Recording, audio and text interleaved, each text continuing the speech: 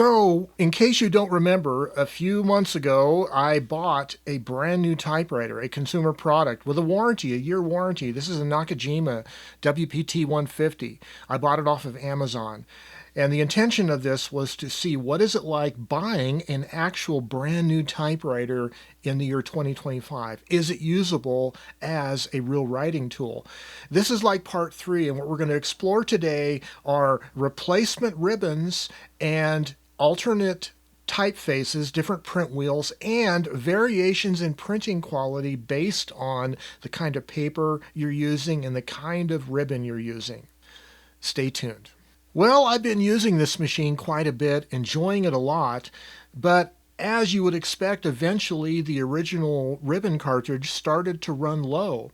And I decided, hey, when I bought this machine new off of Amazon, I also bought this 6-pack of no name brand, off-brand ribbons. It was like $20 for 6 of these cartridges, so $3 and some change per cartridge. Really inexpensive, and I hadn't really tried them out though, so I didn't really know what to expect.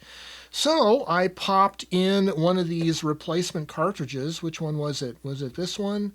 Yeah, this one right here. And it turns out that these, what I'm calling the El Cheapo 6-pack ribbons, are terrible. I took a little bit closer look though at these ribbons to see what might be the cause of it. So this is the original cartridge. I'm trying to backlight it against a white piece of paper. There's the original cartridge. And this is the one of the 6-pack cheap ribbons. And I think you can tell perhaps that the film is translucent. You can actually see through it. In the background on top is the original Nakajima ribbon, and in the foreground on bottom is the inexpensive off-brand of ribbon, and maybe you can tell that the off-brand is lighter in tone. It's actually translucent. You can see through it, and it doesn't print as well as the original Nakajima ribbons. So because of this print quality with these inexpensive knockoff ribbons, I went back online and I found a supplier of the original Nakajima ribbons for the WPT. And this is that ribbon. Now, you might notice a couple differences here. This is the knockoff ribbon. The lock on the spool hub is on the side with the inexpensive ribbon, and it's on the back of the cartridge with the better ribbon.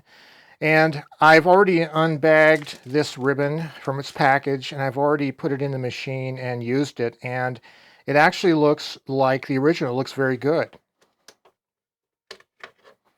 So I should point out that the original Nakajima ribbon that came with the machine has a bright yellow gear hub.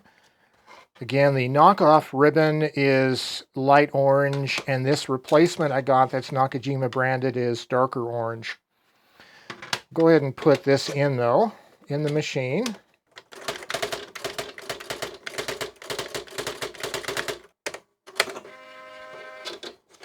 Okay, now, so this is the Nakajima brand replacement ribbon, and it has very good print quality.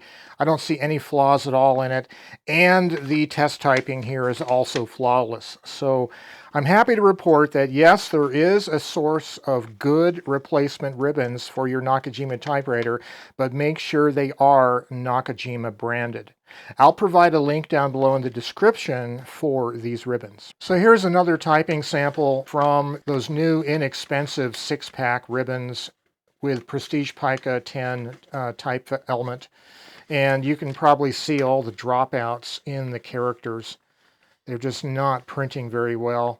This is the Mead multi-purpose paper, basically typing paper.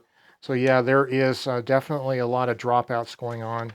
After finding that my El Cheapo ribbons weren't really that good, I decided I better find myself some name brand Nakajima brand ribbons. So I bought a ribbon cartridge from a different supplier off of Amazon, branded as a Nakajima, and I also bought a couple branded as Nakajima from Lanny at Ribbons Unlimited.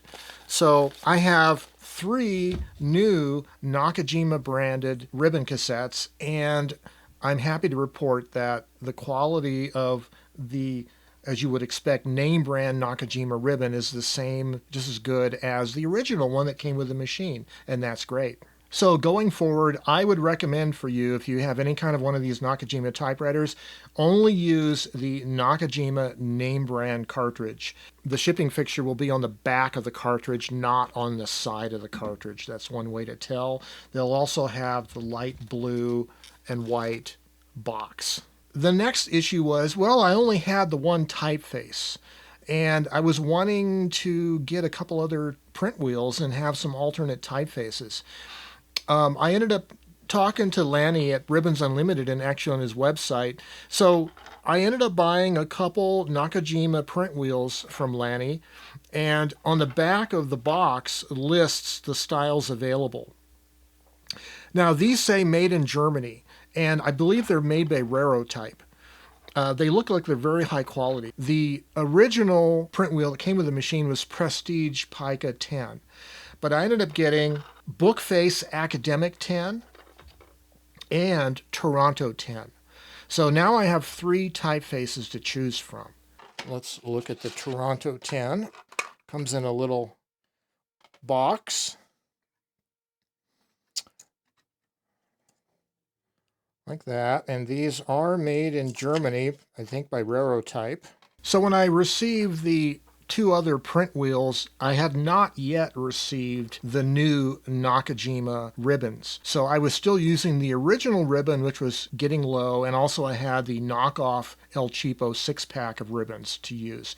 But I did a number of printing tests using all 3 print wheels on various kinds of paper, including regular printer paper, higher quality, like 30-pound laser paper, and also newsprint paper. So this saga all started after I got the new print wheels, and I decided to test out printing on newsprint paper. As you might know, I was having issues when I was erasing, doing lift-off corrections. The force of the printing was embossing the paper on the kind of paper I was using. So I did this correction test here, lifting off the E, and then here lifting off the entire word test. And on the newsprint, it looks much less embossed. There is still a hint of it if I sidelight the paper, but it's much less noticeable. But in the process of doing this correction test using the Toronto 10 print wheel, I noticed that I was having dropouts on the bottoms of some of the characters, like in the word noticing here. And then I tried the Bookface Academic on the same newsprint paper, and I wasn't seeing the same problem. So I started thinking maybe there was a problem with the Toronto 10 print wheel, although I couldn't really see a problem because I was examining under high power magnification and the print wheel looked fine. So then I started using this Mead multi-purpose typing paper.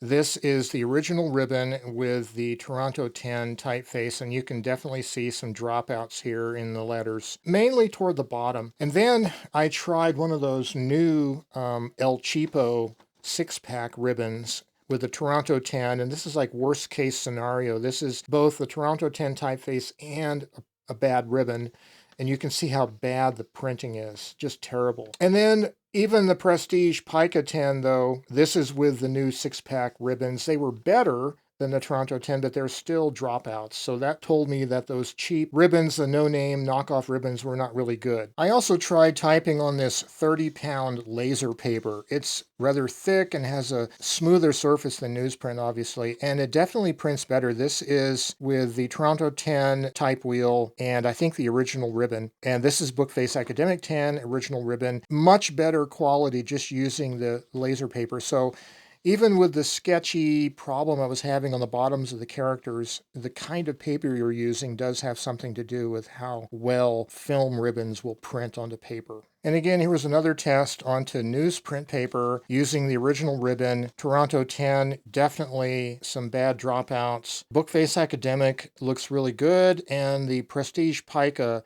looks okay. There's maybe a couple little issues. And this was with the original ribbon cartridge, but it was getting toward the end of the cartridge. I was seeing, yeah, Toronto 10 has an issue, but also it could be related to the original cartridge getting low. Maybe there is a problem with the bottom of the film ribbon near the end of the roll. that is causing some of this issue. So on my initial tests using the original print cartridge that was running low, it looked like 2 of the 3 print wheels were working fine, but I was getting some dropouts on the lower halves of the characters with the Toronto 10 typeface. And I thought that was kind of mysterious because I took a look at the print wheel. In fact, I looked at it under really high magnification and I didn't really see any issue. So that was a mystery. And also, how many dropouts or the extent to it had something to do with the kind of paper I was using, the surface roughness of the paper. So I decided I need to take a really close examination of the print wheels. And I remember that the video camera you're looking through is the Lumix S5 II. It's an L-mount full-frame camera, and I have an L-mount to Minolta MD adapter for using my old Minolta film camera lenses, and I have a Minolta extension bellows for macro. So I put the Rocore 58mm f1.2 lens on the bellows attachment and attached it to this camera via the L-mount to MD lens adapter, and I was able to get some really super close-ups of the print wheel, and it showed me several things. I checked out all 3 print wheels. First of all, these print wheels are made to super high quality. The accuracy of the molding is really super high. In fact, on all 3 print wheels, you can see on some of the pedals there are super tiny molded letters and numbers that are almost like a product code number for the print wheel molded into the pedal itself. Super tiny. You really need high power to see it. So I didn't see any issue with the manufacturing of the print wheel. It looks like they're injection molded to a really super high degree, made in Germany. So the quality of the print wheel wasn't the problem with the Toronto 10. Well, then I started thinking about, well, how does the film ribbons, how does it actually work? How does it transfer the letter impression to the paper? And I realized it really has to do with pressure. There's a little hammer here that's powered by an electrical solenoid, and that little sound you hear whenever you type a letter is the hammer hitting the backside of the pedal, which strikes the ribbon into the paper and makes a transfer of film onto the paper. So I started thinking about what is pressure. And pressure is force divided by area. So that little print solenoid puts out a certain amount of force, and I believe it's really consistent.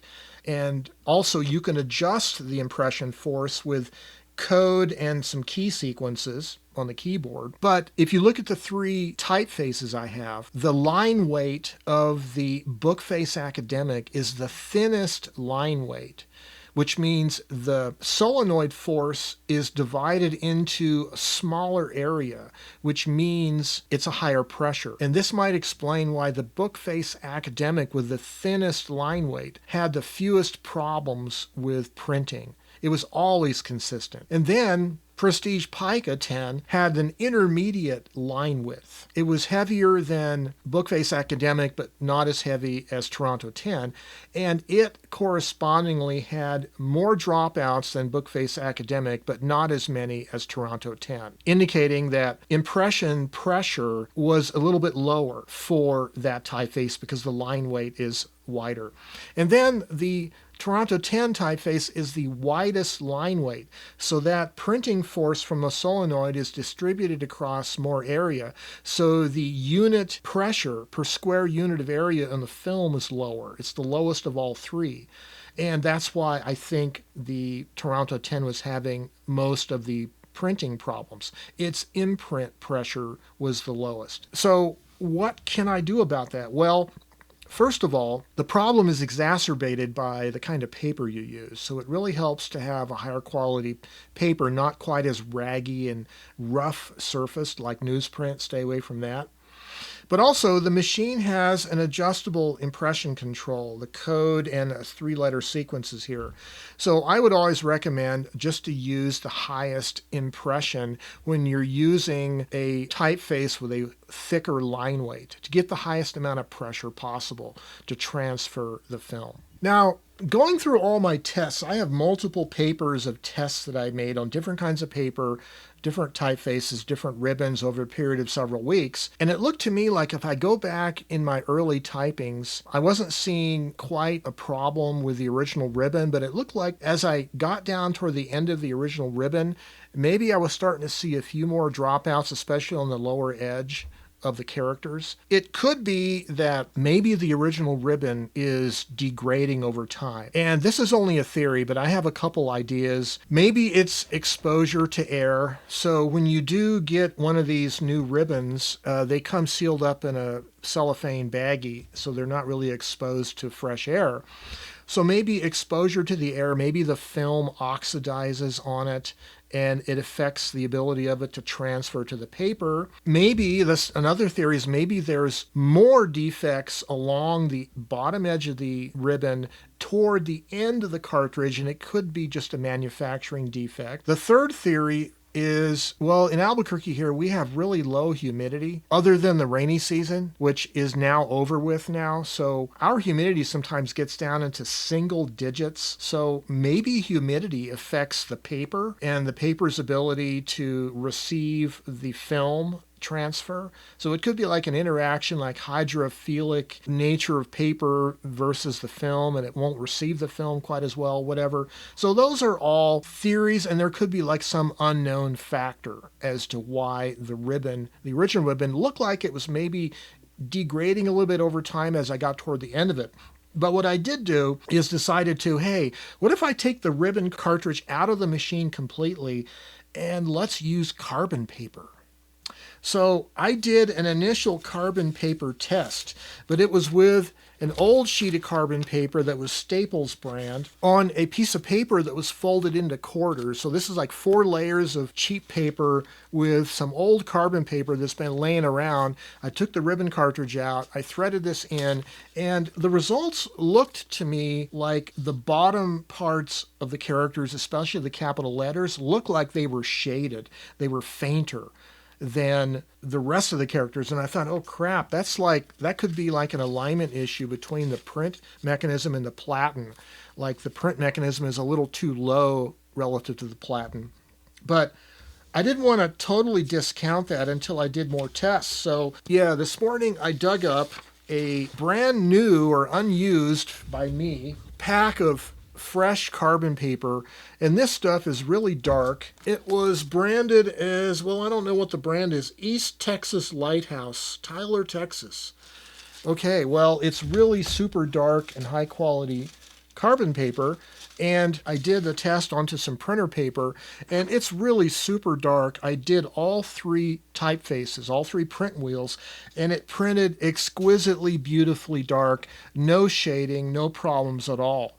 So I can say, just as a test of the machine's alignment, I believe there's no alignment problem. Whatever problem I was having with the initial ribbon as it got down toward the end of it must have been a manufacturing defect or maybe some aging factor with that ribbon. And so here we are today, a fresh Nakajima ribbon. All 3 print wheels seem to print fine. So in conclusion, is this a usable writing tool? And I would say absolutely yes. I think the price I paid, $250, is right in line with what you might pay, or even a little bit cheaper than what you might pay for a reconditioned manual typewriter from a shop. So summarizing, only use Nakajima brand replacement ribbon cartridges, okay? Don't buy the off-brand cartridges. Secondly, only use smooth, high-quality paper. Don't use really toothy, fibrous paper like newsprint. Thirdly, the line weight of your typeface has to do with the print quality. The finer the line weight is, the higher the printing pressure and the better impression it'll be. If you want to use wider, thicker line weight typefaces, increase the impression force using code D on the keyboard, and that'll give you the highest impression force. Fourthly, you might expect some aging or degradation of the ribbon toward the end of the cartridge, or it just might be some kind of manufacturing defect toward the end of the cartridge. Don't be surprised if that happens. Fifthly, Keep dust off of the paper and out of the machine. That'll help a lot. If you leave paper laying around, and if you, like me, live in the desert Southwest with a lot of dust in the air, your paper is going to be covered with a fine layer of dust, and it might affect how well the film transfers to the paper. And also, if you live in a low humidity environment, that also might affect the ability of the paper to receive the film, so you might want to consider a humidifier. But all these are my experience with using this typewriter with replacement ribbons and 3 different typefaces. And I can say it has been a fun experience, a learning experience, and I really like having this machine as a new machine with a year warranty. And it is a real good writing tool. I see no problem with it. Aesthetically, you might not like plastic-bodied electronic devices, but it is a very usable, useful writing tool. And finally, what about that lift-off correction problem where the paper was being embossed? Well, I never really totally fixed that problem. Newsprint paper has the least amount of embossing, but it has the poorest print quality also. So I think the solution to that is to be a better typist and don't make as many errors. I hate to say it, but in my case, yeah, I need to be a better typist. That's my solution for the lift-off correction problem. It does do the lift-off, but you can still see the impression behind it. Well, I'm Joe Van Cleve. This is the Nakajima WPT-150, and I hope if you have a typewriter of any kind, whether electronic, electrical, or manual, get it out and start writing and getting creative with it. Because, as always, you should stay creative and have yourselves a great day. And bye-bye for now.